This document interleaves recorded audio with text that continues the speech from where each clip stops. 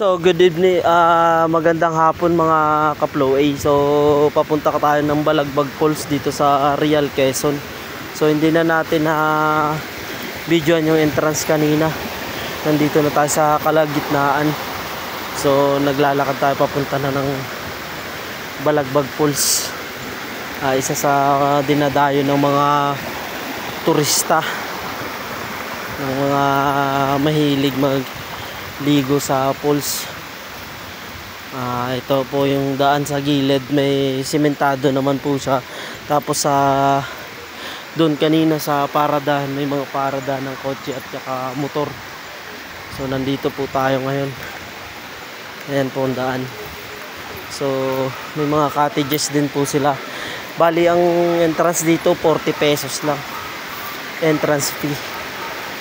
Pag magbabayad kayo pag may tourist guide kayo, another 40 pesos. So yan po ang daan papuntang Balagbag Falls. So yan po yung mga cottages nila. So isa to sa pinagmamalaki ng Real, Quezon. Yan po yung 7 layers falls. Ayan.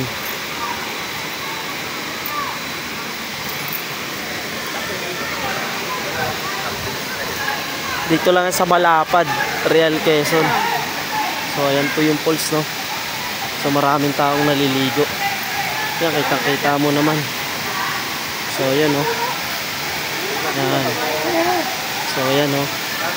Ayan. So ito nga pala yung galing pa po ng Angeles, Pampanga, pumunta pa dito para dayuin lang tong Balagbag Falls.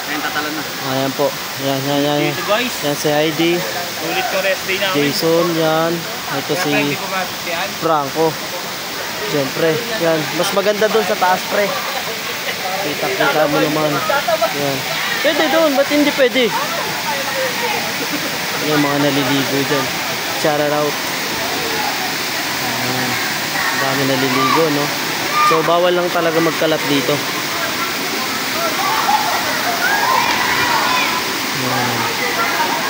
Ayan, no? Ayan. So kung isa kayo sa mahilig sa adventure, isa to nire-recommend ako na isa sa maganda na tourist spot. Ayan. Ayan po. Tatalon po si Manong, no? You know, diba? Kita. So, susubukan natin akyatin yung taas kung anong itsura. Tara, titingnan namin yung taas. Kasi meron pa dito sa taas, eh. So, yan, no? Maraming medyo daan-daan lang talaga tayo sa pag-akyat, mga ka-Flow A. So, kitang-kita nyo naman yung mga ano dito, no? So ayan po. Yan po ang daan. So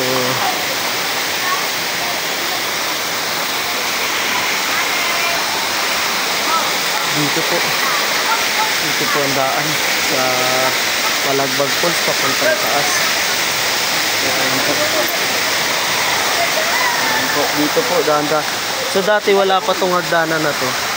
Dati wala pa tong semento na to. So bali ang ginagamit pa lang dito, bagin. So mabuti yung naisip nila na nilagyan na nila ng semento para mas madali yung pag-akyat. So ayan po, no. Kita mo naman, eh. Kita nyo naman mga kaldo. Ayan po. Ayan ay nakapa. Tingnan mo naman yan, no. Diba? Kita, oh. Ayan po yung daan, eh. So ayan po, si Brian umakyat. Parang may sinisilip si Brian na hindi ko malaman kung yung sinisilip ni Brian o yung mga naliligo. So ito po yung tatlong kasama ko, no. So bali akit. Ayan na, so si Marco Ferrer po umaakit na po papuntang Balagbag. Shout out. Ito naman si Jason Trellamos. So pangalawang umakyat po, sinubok din po kung mahirap ang daan. So ayan, shout out. Ayan, shout out. So naiwan po yung isa namin kasama, nandun nagbibideo pa. So hindi na natin naantayin kasi medyo mahaba na yung video natin mga ka-Flow A. So sulit na sulit dito. Sulit na sulit dito. Oh, pwede rin dyan. Dito. So dito, ayan o. Maraming naliligo dyan.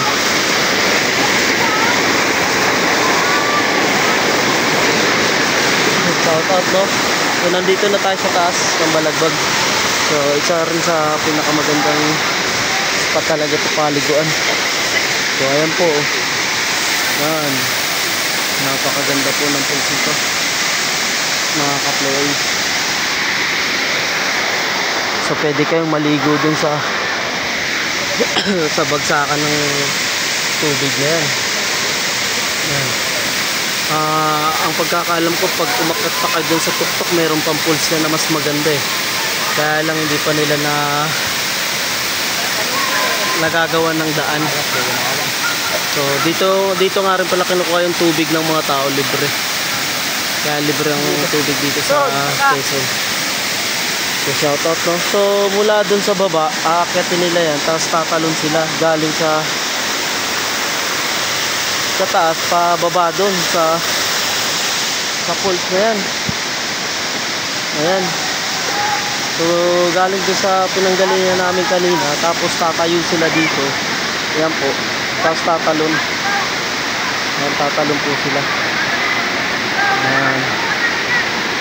So sana paki-like and share and follow naman ng channel ko para naman lagi kayong updated sa ginagawa kong video. So maraming salamat mga ka-Flow A. So sana supportahin niyo po yung vlog ko. Maraming salamat po.